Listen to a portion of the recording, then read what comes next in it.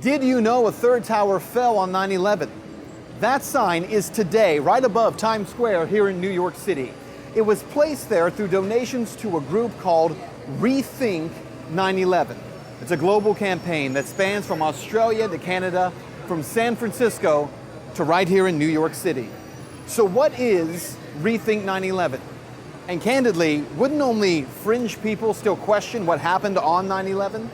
Well, perhaps not. Today we're going to release to you results of a brand new poll that show that more and more Americans are rethinking what happened on 9/11, and increasingly, more people are saying they do not believe the government's version of events. The first step toward truth is to be informed. Today here at Ground Zero in New York City, there stands a new North Tower, sometimes called the Freedom Tower, and a new Building 7, sitting approximately where the old Building 7 once stood. Americans have also promised to never forget what happened September 11th, 2001, along with the rest of the world. But to not forget does not mean that we do not rethink what we've been told. Rethink 9/11 is the first ever global 9/11 anniversary campaign, sponsored by a coalition of more than 40 organizations. Rethink 9/11 is placing ads in 11 major cities around the world this September 2013. According to architects and engineers for 9/11 Truth, there is much to rethink when it comes to that rectangular building right there. That is the new Building 7. It stands a little bit smaller, but relatively where World Trade Center 7 once stood. That third building, the third to come down on September 11th, yet most people don't remember it. Now, to be clear, controversies about Building 7 have long been the source of fodder, if you will, for so-called conspiracy theorists. In 2008, the National Institute of Standards and Technology, or NIST, released its long-awaited report on the collapse of World Trade Center 7. The lead investigator, Shyam Sunder, told journalists, World Trade Center 7 collapsed because of fires fueled by office furnishings. It did not collapse from explosives or from fuel oil fires. We really have a new kind of progressive collapse that we have discovered here, which is a fire-induced progressive collapse. As of today, 2,000 professional architects and engineers from around the world have come out to say that the NIST claim that Building 7 came down as a result of simple office fires is not only untrue, it's not possible. What's more, that no skyscraper in history has ever come down that way. Take a look. The way Building 7 fell was without the building tipping or rocking, and that in order to fall like this, a building could only come down if all the internal columns supporting that building were to give way at the same time. Engineering is a technical field, but most of us would know this as a controlled demolition. To better understand the claims of architects and engineers for 9/11 Truth, I talked with Tony Zambati, a mechanical design engineer with 27 years of experience in the aerospace and communications industries, and one of those 2,000 engineers calling for a new independent investigation into the collapse of Building 7 and the World Trade Center towers. What a legitimate investigation would have done would have been to interrogate anybody who had access to those interiors. I'm not talking about office people, I'm talking about maintenance, contractors, security people, contractors, those type of people. That's never been done. That has never been done. And I was going to ask you that too. Is that ultimately the goal here, is to get, I've heard, to get an independent investigation? Yeah, well, I think our government is responsible to do that, although we would want it to be on board. And I don't believe the investigations done so far have been on board. The claim from NIST, the final report that they released in 2008, I believe it was, right, says that that building collapsed as a result of office fires. Right. And you all say that's not only not true, it's not possible. Why is that? It is not possible. The initial walk off of the girder is impossible, and I've done a finite element analysis of that, and I can show you in detail that it's impossible. The column buckling, column 79, that buckling is impossible, and the complete free fall is impossible in a natural collapse. And there is another issue of how NIST says Building 7 came down. They say it was normal office fires, but the technical explanation for that floor beams expanded because of heat and ultimately pushed a single column, column 79, off its seating. NIST says that caused the entire collapse of the building. What NIST went on to say in that report in 2008 was that the reason that column was able to be pushed off of its seating was because they said the column was unrestrained. And yet it was discovered last year in 2012, after a Freedom of Information Act request was granted, that that NIST claim was not true. The columns were restrained. In fact, there were 3,896 shear studs holding those columns in place. So this has never happened. This would be the first time this has ever happened. They say it's the first one that's ever happened. It's ever happened. They say thermal expansion caused it.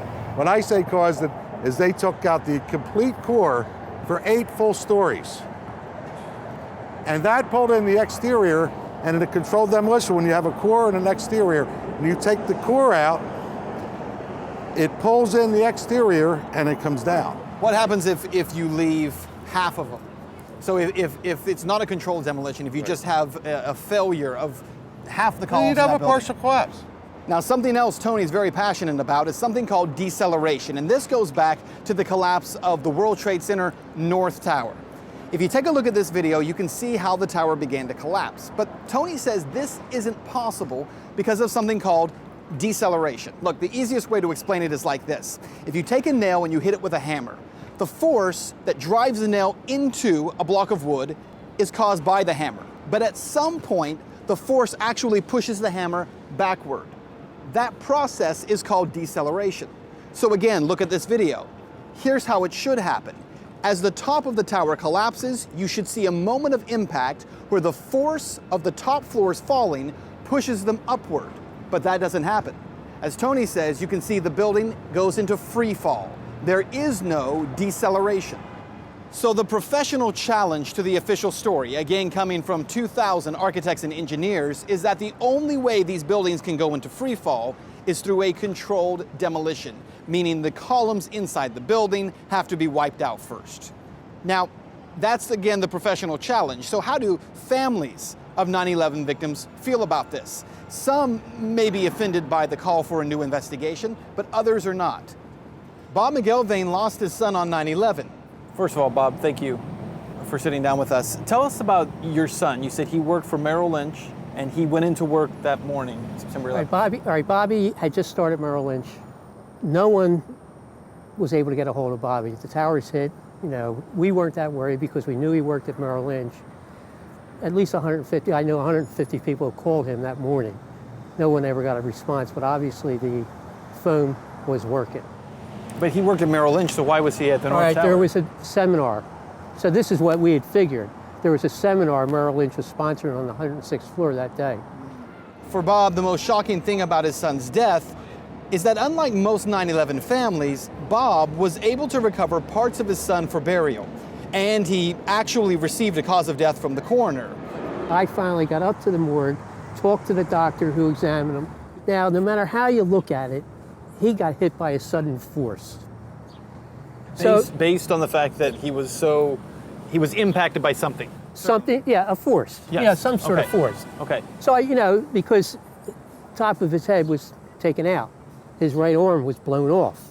And his body had lacerations. Lacerations. So I finally came to the conclusion, well, he didn't go to work, so obviously he decided to go to this 106th floor. Now everyone's thinking, well, was he up in the 106th floor? And I said, well, no, he didn't jump. He wouldn't have those kind of injuries. He had a compound fracture on the one leg, right? But the injuries weren't, and we would have, if he was on the 106th floor, we would have heard from him too. Because a lot of people were calling out on the 106th floor because they weren't hit by the plane. So they were trying to figure out how to get out of there. So then reading, and I left you in a pamphlet, the oral histories of one firefighter. He came in, this firefighter, and it's from these oral histories that I came to this conclusion. He walked into the west side, and his description, everything was blown out. The louver doors going in. And in the center of the center of the building, all these elevators were blown out. And finally in 2007, I got the guts to call up New York and said, look, I want to find out what happened to my son. According to Bob and the autopsy he showed us, his son Bobby was not killed by being burned. In fact, the burns his son received came after he died. So the planes had nothing to do with his death. And I really could prove that in a court of law easily. So therefore, if the planes had nothing to do with his death, who killed him? Well, the claims made by both Bob and Tony are compelling, to say the least. But where is the American public on this issue? A newly commissioned poll shows that in the 12 years since 9/11, there may be growing skepticism when it comes to the official story on 9/11. According to that poll, 38% of Americans have doubts about the official account of 9/11, and 10% do not believe it at all. That's compared to only 40% who are completely satisfied. And there is more, because when you start asking questions specifically about Building 7, the public is even more skeptical.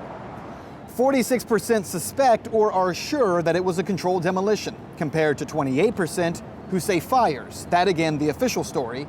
27% don't know. And of those polled, the largest group, 41%, support a new investigation of Building 7's collapse. Again, what architects and engineers is calling for, compared to 22% who oppose it. Well, back here in Times Square, and what you need to know is that to rethink 9/11, some would say, is unpatriotic. Others would say is conspiratorial.